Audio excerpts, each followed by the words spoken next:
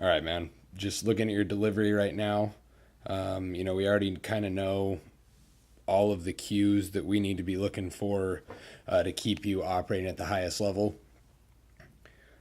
Everything about your delivery right now, I love. Obviously, your velo is really good. So I guess I can't say everything because I'm going to show you this deal right here, and we already have talked about it.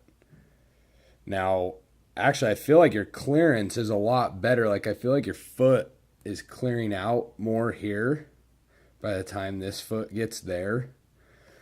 But if we're looking at it, we're still, so let's try to be fair here. If we're going to go off like the midline or like the front of your foot up there, coming down the mound somewhere, and I don't know, I'll try to be a little precautious here, but that's probably about your line.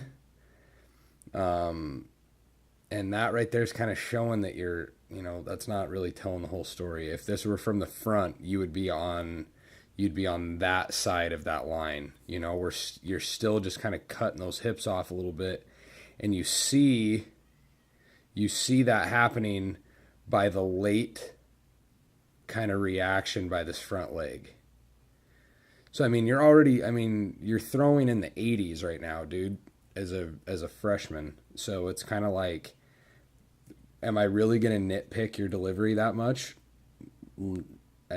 Yeah, especially because I know what you can be.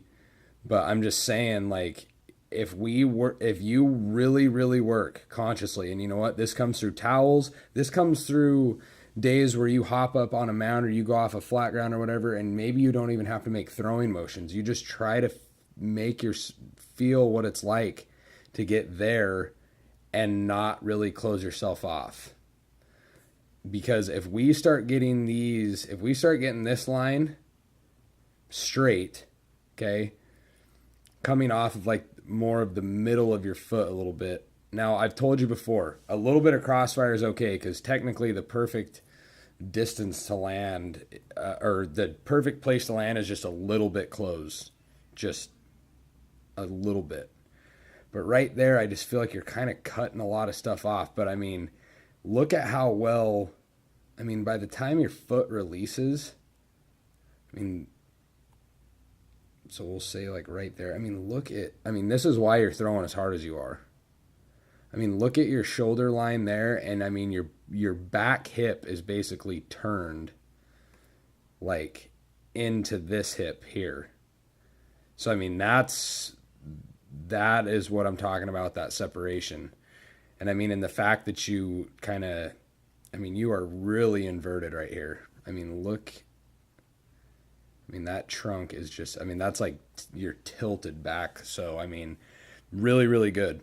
Like I said, most everything in your delivery, I'm just completely stoked on. But I also know, if we're getting less of this here and getting, you can land with your knee like that, but it just kind of stays, You're already throwing as hard as you are. Imagine if we actually got some of this ground reaction force through here coming back at you. What are you throwing then? I don't even know the answer to that. So, it's something that's not going to happen overnight, especially if you've been throwing really well. As I always tell you, I will not have you in the game thinking about mechanics. It's just completely wrong. If you have to make an adjustment from pitch to pitch, make it. And then, get back into autopilot, it is autopilot, but you got to put the work in so autopilot becomes the right thing, that you're not, doing the wrong thing and not thinking about it. As long as you're doing the right thing and not thinking about it, then that's where we put in the right amount of work.